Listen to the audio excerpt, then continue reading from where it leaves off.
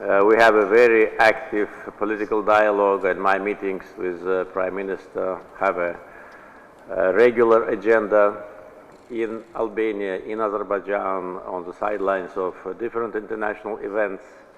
We support each other in international institutions and also work actively on energy security issues. Albania played a very important role in implementation of the Southern Gas Corridor project and continues to play an important role as a member of TAP team. And now we are discussing different aspects of our energy cooperation. And I'm sure that during today's discussions with Prime Minister, we will address all the outstanding issues. I'd like also to express gratitude to Madam Commissioner Simpson for visiting us again. As you know, Commissioner Simpson and Minister of Energy of Azerbaijan are the co-chairs of the Advisory Council of Southern Gas Corridor, and they play an important role in bringing the big team and growing team together.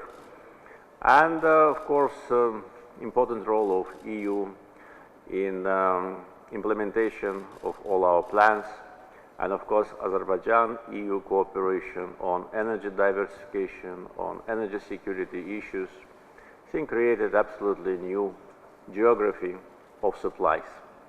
During many advisory councils in the previous years, we always addressed the issue of energy security, and Azerbaijan's position was very consistent, that we considered it as an important factor of national security of every country. And of course, when we were talking about diversification, our position always was and is that it must be diversification not only of supply routes, but also sources. And today's geopolitical situation in Eurasia proves that exactly what we needed to do. And in case of Azerbaijan, Southern Gas Corridor is absolutely new route with now many extensions and interconnectors, and Azerbaijani gas is a new source. So here in this format and in the projects which we initiated, we see full implementation of energy diversification issues. Since we met last time, a year ago, here in Gülistan Palace, there have been several important milestones. And as usually, during the advisory council meetings, the group reviews what has been done and sees what additionally must be done to tackle all the outstanding issues, and most important, plans the future mutual and common steps. One of the important events during the last year period was beginning of commercial production of natural gas from Absheron gas condensate field in the Azerbaijani sector of the Caspian Sea. This was the second largest discovery of huge gas deposits after Shahdanis. And actually, Absheron gas condensate field will be also a resource base for our future energy diversification projects. The first phase of Absheron project have been approved, and we expect annual production at a level of 1.5 billion cubic meters. And if or when we agree on the second phase, that will add additional from 4 to 5 BCM, which will also be channeled, most of it, on the international markets.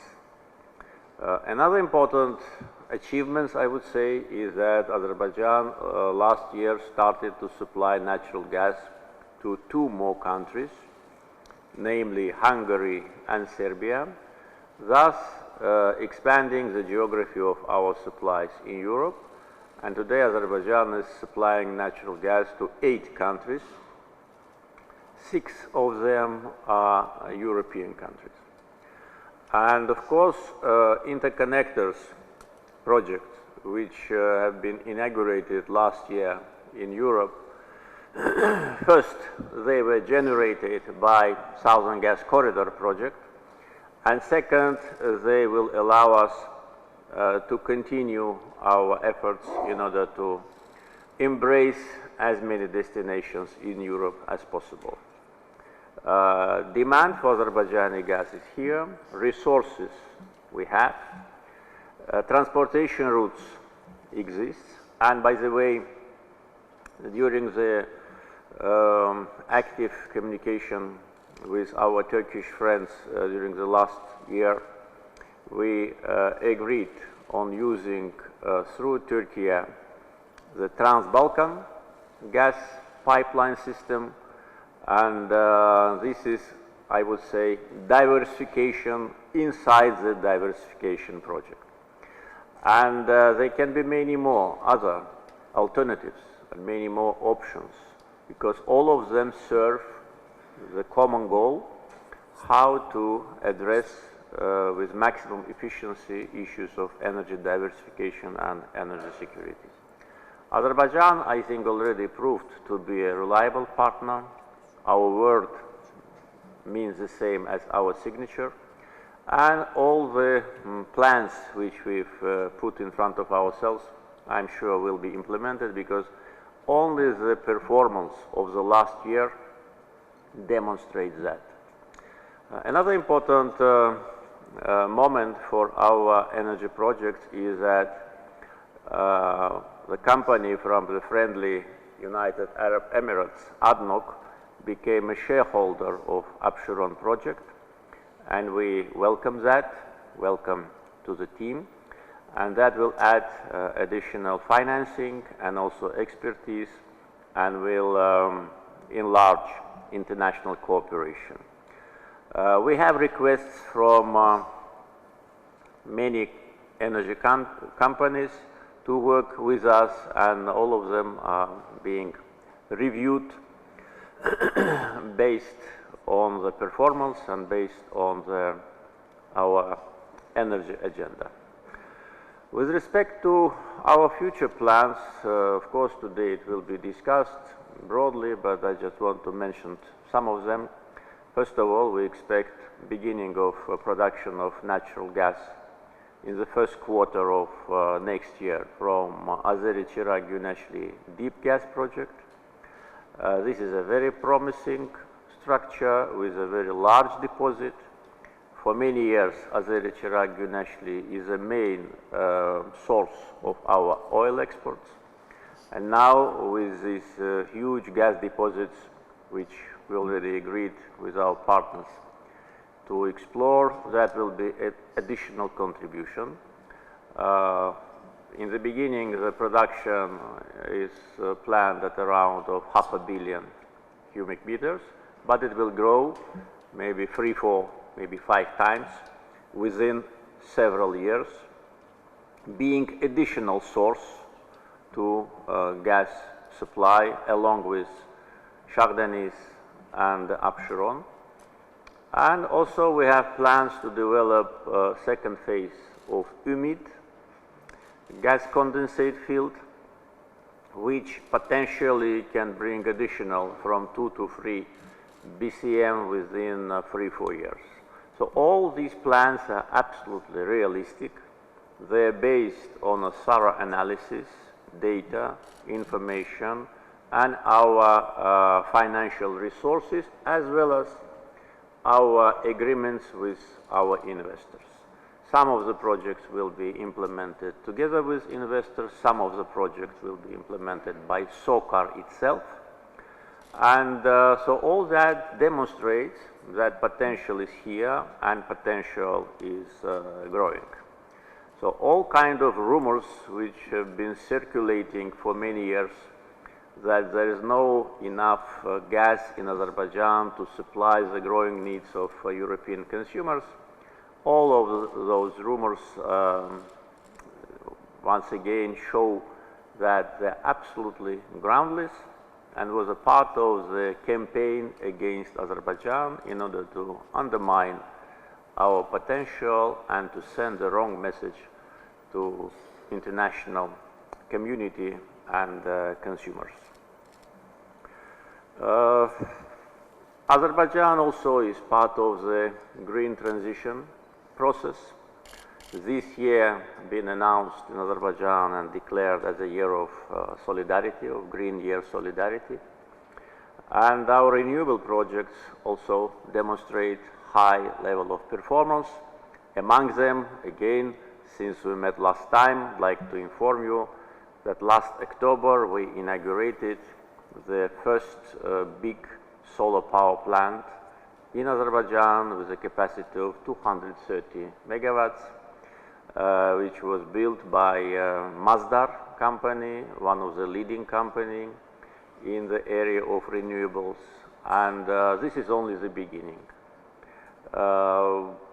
According to signed contracts and MOUs, we plan to generate up to 5,000 megawatt, 5 gigawatt of solar and wind energy until 2030. Our main investors are Masdar from UAE and Aqua Power from Saudi Arabia, and also companies from other countries also are working with us. We have huge potential of renewables, whether it's the Caspian Sea or our onshore potential. And as you know, with this Black Sea Green Cable project, we plan to become also an important exporter of green energy to Europe. And it is already decided that it will be integrated project from wind farms in the Caspian Sea with the new transmission lines all the way down to Europe under the Black Sea. So these are the plans, and of course the more renewable sources we have, the more natural gas we will save, which now we use for electricity, and that will be additional contribution to Southern Gas Corridor. Southern Gas Corridor operates already for 3 years. It is a really success story. It is one of the biggest infrastructure projects in Eurasia. Integrated pipeline system of the length of 3,500 kilometers. This project is a project of energy security and a project of cooperation, because without cooperation between all the countries which are situated on route of the Southern Gas Corridor, it would have been possible to implement this project. So we come to an important point where we see energy and fossil fuels as an instrument and a means to build partnership and cooperation. And last point on fossil fuels issues. We now see a kind of a trend that fossil fuel is something which brings only problems. We need to be fair, and also need to be fair with the countries rich with oil and gas. It is not the fault of these countries that they have oil and gas. They must not be blamed for that and discriminated. I think the performance of the countries with fossil fuels must be judged by how they address the issue of environmental protection, how they address the issue of green transition, and only after that, after fair analysis, the judgment can be made about these countries. Otherwise, we will see kind of a dividing lines between oil and gas producers and those who do not have these resources. And talking about that, of course, I'd like also to draw your attention to the issue of financing, taking into account that we have representatives of the leading financial institutions of the world here at this table. The financing of the expansion of Southern Gas Corridor and any other project related to natural gas must be done in such a way not to undermine our main target. There was and there is a big demand from Europe for Azerbaijani gas. We've been approached by many countries. As I said, 6 already are recipients of our natural gas. There are several more where we have negotiations. And the gas is needed, and we have resources, we have infrastructure, and I think that the financing from European financial institutions, at least, of this project must be done based on a realistic approach and should not be overshadowed by a general anti-fossil fuel trends. We all know what is happening. Azerbaijan, as I said, is in active phase of green transition, but at the same time, no one can ignore the fact that without fossil fuel, the world cannot develop, at least in the foreseeable future. And the last point, Azerbaijan has the honor to be a host country for COP29. As soon as the decision was made in last December, immediately we've been attacked by different NGOs, media, etc., only for one reason, because we have oil. And that was considered to be our biggest fault. Though, as I say, it's not a fault, it's a gift from the God. But we've been attacked that how can fossil fuel country rich with fossil fuel be a host of COP? And let's look at it from different angle. Yes, we have enough oil, we have enough gas, we can live without renewables for coming 100 years. All our reserves are proven, everybody knows that. But the fact that we wanted to host this global event on climate change demonstrates our will.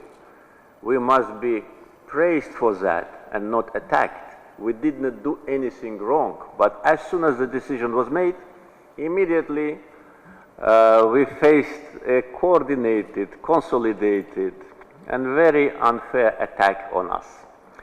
There have been many attacks on Azerbaijan in the previous years. We have a very thick skin. We can protect ourselves, but I just want to inform you that the decision, and unanimous decision, to organize COP29 in Azerbaijan is a sign of respect of international community to our country, and our willingness to be a host and to contribute demonstrates our green agenda.